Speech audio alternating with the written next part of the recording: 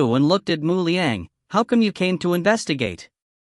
I would never do that if his son Major General wouldn't have abducted my wife. Mu Liang said. Xin did what? I can't take it anymore. I need to call the president. General First Class Bo dialed the president's number. A sleepy voice answered the call. Hello? Mr. President, I'm General First Class Bo. Damn it, Bo. If it isn't something urgent, Mr. President was still sleepy. It is a very serious matter, Mr. President. General First Class Bo told him everything. Prepare your force. Find out all the suspects and give me a proper explanation tomorrow. Mr. President said. His sleepiness flew away from the window. He didn't want to make it an international issue. However, France was already involved in it. Because the Qi family was one of the masterminds. General First Class Bo looked at Mu Liang and said, "What are you going to do?" "We can take care of your wife." Mu Liang stood up and said, "Don't worry, uncle. I have a better plan." General First Class Bo stood up as well and said hurriedly, "Care to share, Ut?" Mu Liang politely bowed and said, "My team will help you." As I said, don't worry. Then he left. General First Class Bo sighed and murmured, "How can I not worry? If you find any errors, ads pop up, ads redirect, broken links, non-standard content, etc., please let us know. Report chapter so we can fix it as soon as possible." Chapter 178 Little Lan is sleeping. Chapter 178 Little Lan is sleeping. In the island, at dawn, General Ru came to see his son. He was in an extremely bad mood. 10 hours ago, he got a call from Qi Jeming. He said that Qi Ying was still in France with Mu Feng. So who did Xin abducted? And he was actually going to marry that woman. It must be because the woman seduced Xin. General Ru knocked Xin's door. After the poison was injected, Mu Lan couldn't sleep well. Whatever she ate, she vomited it all out. The antidote did reduce the pain, but it didn't reduce the damages. She could only drink cold water, eat cold food, and she would stay in the bathtub, bathing in the cold water. Still, it was not enough for her. When Xin would sometimes be inattentive, she would jump in the cold water. Xin then would take her to the bed, would forcefully kiss her to make sure she would not do those kinds of stuff again. However, she could not help it. After all, her whole body was burning. Mu Lan could tell that Xin was worried about her. When she tried to sleep, he would stroke her hair, he would stay beside him whenever she was eating, he would stay close whenever she was bathing, he even ordered 100 liters of strawberry ice cream, her favorite. Still, she could not accept him from the bottom of her heart. She would always remember Mu Liang's handsome face, cool face, gentle face, warm face, worried face, etc., etc. Mu Lan missed Mu Liang's gentle voice, his touch, his smell, his warmth. And she kept thinking, when would he come to rescue her before marriage? The more days went by, the more her hope would die down. Mu Lan coughed at dawn. She wanted to have a glass of cold water. Hearing her voice, Xin got up from the sofa. He also couldn't sleep because of Mu Lan's screaming and coughing all night.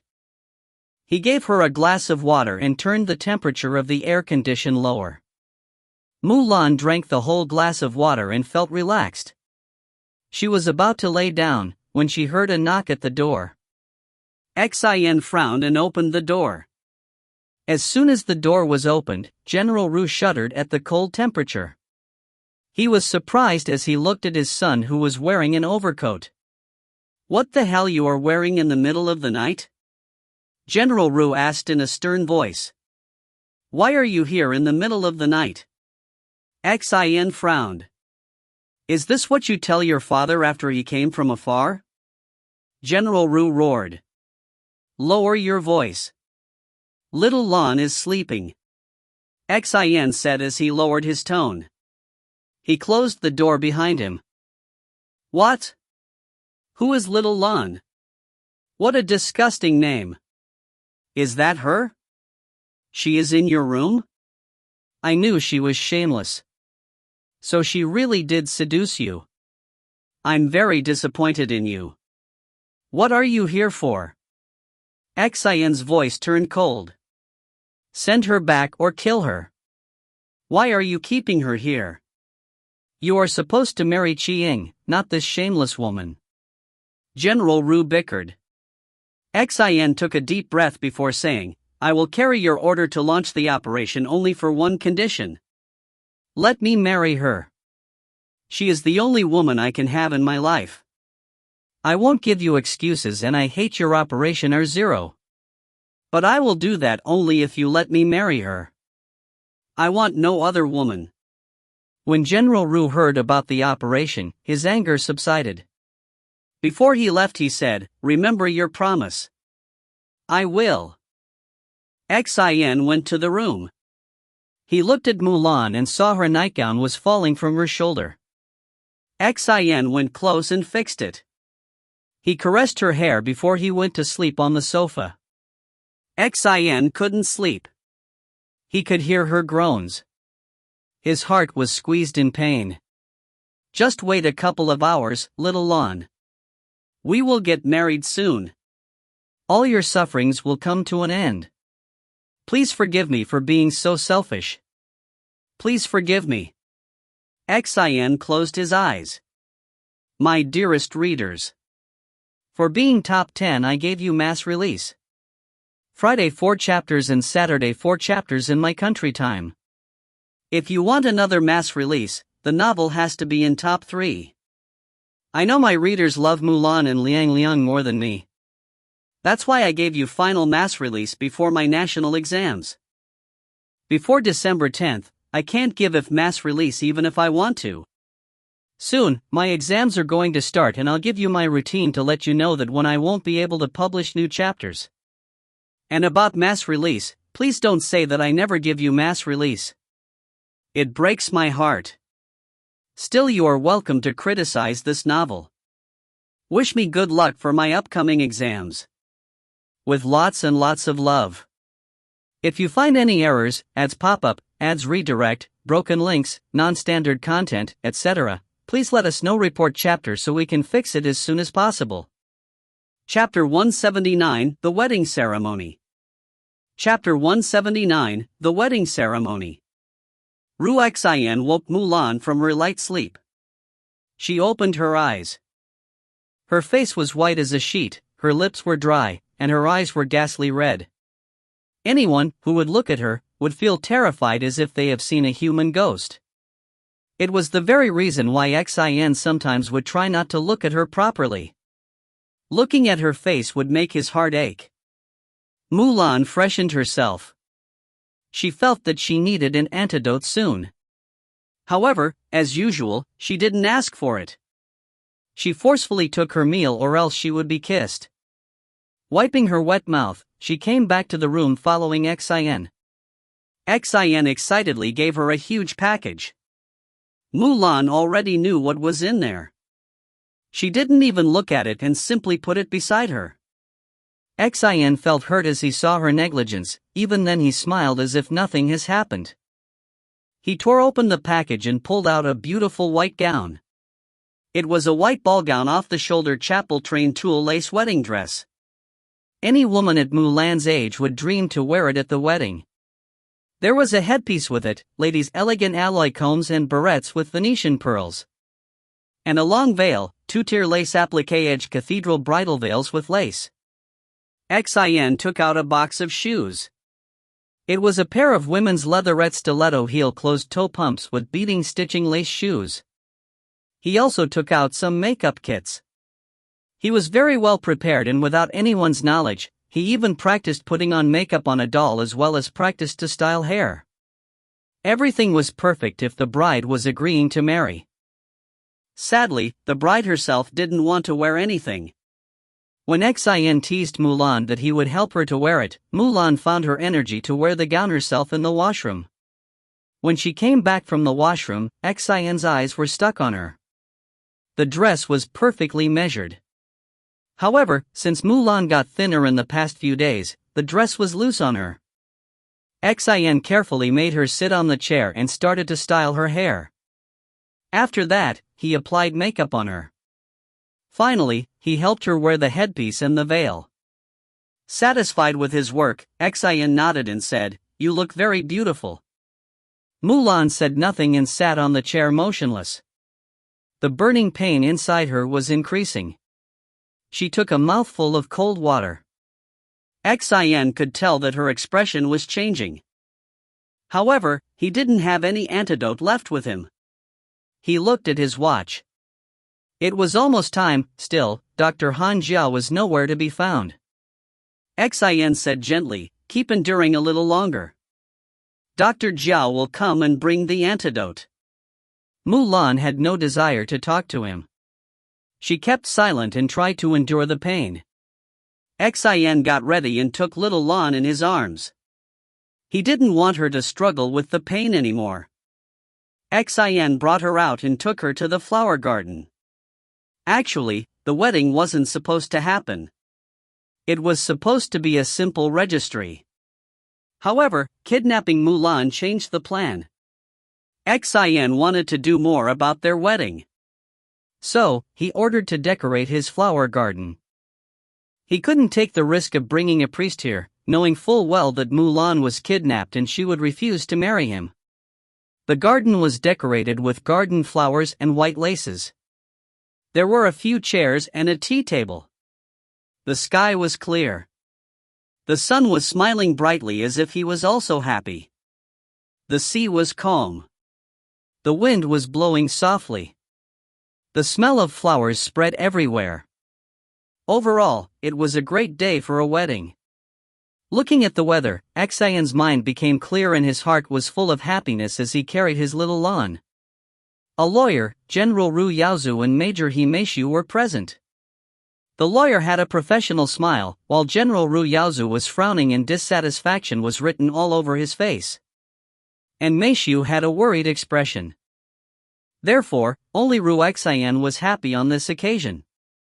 Others were either gloomy or uneasy. Xian put Mu Lan down and made her sit on a chair. Ru Xian sat beside Mu Lan and introduced his father to her. The funny part was that neither Mu Lan nor the general looked at or greeted the other. Ru Xian sighed and told the lawyer to open up the registry document. Everything was ready. The lawyer opened the registry document and read aloud the content. Xian nodded as everything was all right and signed the papers. At the same time, Mu Lan's body started to burn. She felt like she was burning in a hellish fire and purifying herself. She tried to endure the pain as much as possible. However, she was at her limit. Mu Lan could not hear what the people around her were saying. Soon she forgot where she was and for what purpose she was there. She had only one desire, and that was to jump in the ocean and to reduce the pain she was enduring. But the more the temperature rose in her body, the more the temperature of her skin decreased. As a result, she needed the coldest water or something colder than her skin temperature to diminish her pain. Xian signed the registry papers and passed them to Mu Lan. Noticing no movement beside him, he looked at his bride. That moment, Mu Lan's eyes were blood red and she was looking at the ocean greedily. Xian understood that she was out of her limit. He impatiently glanced at his wristwatch. Why, that damn woman is late. He was annoyed at Dr. Han Jia. He never should have trusted the woman in the first place. If he knew how R0 worked, he would have never let the doctor inject Mu Lan. Xian looked at Little Lan and gently said, "Little Lan, sign the papers. If you find any errors, ads pop up, ads redirect, broken links, non-standard content, etc., please let us know. Report chapter so we can fix it as soon as possible." Chapter 180, Crash a Wedding. Chapter 180, Crash a Wedding. Xian looked at Little Lan and gently said, "Little Lan, sign the papers." Mu Lan couldn't hear what he just said. She was looking at the tranquil ocean. It was serene. It was like the calm before the storm. Mu Lan saw something black in the blue ocean. She narrowed her eyes. Her sharp eyes could see that the black dot had started to become huge. And it turned out to be a speedboat. There were some men in black clothes on board it. She could see numerous such black dots. They almost filled the whole ocean. Mu Lan was in a daze in that moment. Xian waved his hands in front of her eyes and she came back to reality. Xian handsomely smiled and said, "Where is your attention? Sign the paper already." He was getting impatient and it made him blush. Mu Lan's brain wasn't working well because of the burning pain inside her. Her brain stopped thinking and stopped providing her any information since she was drugged. She blinked a few times and then looked down at the papers. Xian already gave her a pen. Mu Lan looked at the papers and thought, "What is this about? What should I do with it? Oh, I remember, I'm getting married. Who am I going to marry?" She looked at the handsome man beside her. At that moment, something snapped inside her body and Mu Lan hugged herself. She tried to suppress her painful scream in front of people, but she couldn't do it. When she couldn't control her mouth, she bit her lower lip hard. She didn't stop biting even after blood was streaming down. Xian was panicked and gave her a glass of water. The glass of water wasn't cool enough for her. She spat out the water she was supposed to drink. The other three men were dumbfounded. They were frozen by the sudden turn of events. They expected a kidnapped bride, but not a sick one. General Ru couldn't take it anymore and roared. "Xian, do you really want to marry this sick woman? Because of me, she is in this state." Xian gritted his teeth. What happened to her? Meishu was extremely worried. He often heard loud cries from Xian's room. He thought maybe she was arguing with Xin. But he didn't think it was so terrible. Xin hugged her closer as the bride in his arms was wailing. Xin looked at Meishu and said, "Call your doctor and see why she is late. But before that, bring a liter of cold water." Meishu nodded and ran to the castle. Suddenly he stopped on the tracks. Someone was pointing a rifle at him. Meishu found that there wasn't only one, but 4 of them. The 4 became 10 and soon, it became too many. Mu Lan was screaming and saying, "Let me go. I'm burning. Pain. I feel pain." Xin was hugging Mu Lan closer to his heart and was whispering, "Soon, I'll give you the antidote. You will be fine." General Ru Yaozu was feeling disgusted watching the scene before him. "Let her go." A cold voice came from Xin's behind. Xin, General Ru, and the lawyer were surprised. They turned to look at the person who dared to order them and froze on the spot. In the influential world, who didn't know Mu Liang, the emperor of the business empire of the world? Not only that, they were surrounded by an army of professional assassins. Xin stood up as he still had Mu Lan in his arms. His eyes were narrowed and he asked, "What are you doing here?" His voice was full of resentment. "I'm here to bring my wife back." Mu Liang's voice could never be colder. "Ah." Mu Lan twisted her body in pain. She could not comprehend anything around her. Mu Liang looked at his wife. 6 days. It took him 6 days to find her. She looked pale and her eyes were red. She became so thin. Mu Liang's heart ached. He could not forgive himself for his delay. But it was not the time for regretting or blaming himself. It was the time of taking revenge. General Ru opened his mouth. "Xin, what is Mu Liang saying? Did you kidnap his wife? Did you know that she was someone else's woman? Knowing that you slept with her in the same room?" He shouted. He wanted to die in anger. This stupid son of his got his mother's genes. When Xin didn't answer, General Ru got all he wanted to know. He roared, "Give her back."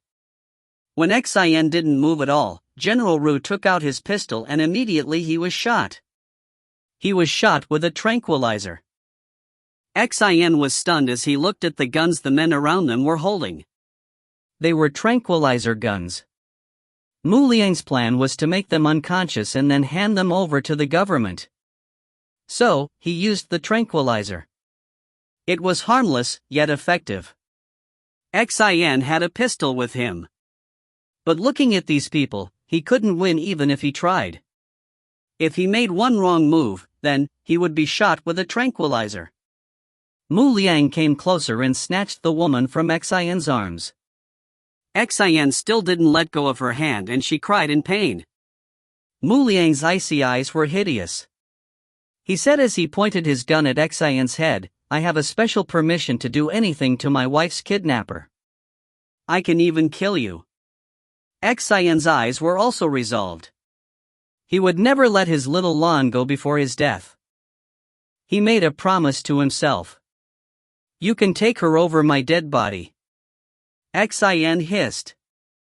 Mu Liang said, "Fine. You asked for it." He turned off the safety catch of his revolver.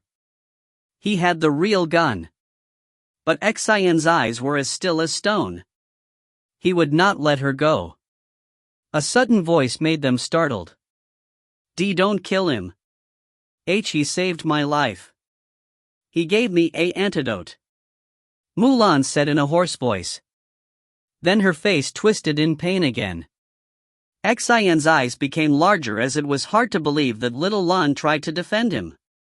His eyes unconsciously welled up. "Oh! Little Lan!" He subconsciously loosed his grip of Mu Lan's hand. Before Mu Liang could do anything, Xin was shot by a tranquilizer and he fell down. Ah! Right to the point. It feels great to crash a wedding. A cheerful voice came from Mu Liang's behind. If you find any errors, ads pop-up, ads redirect, broken links, non-standard content, etc., please let us know. Report chapter so we can fix it as soon as possible. Chapter 181, Burning Evidence. Chapter 181, Burning Evidence. Ah! Right to the point. It feels great to crash a wedding. A cheerful voice said from Mu Liang's behind.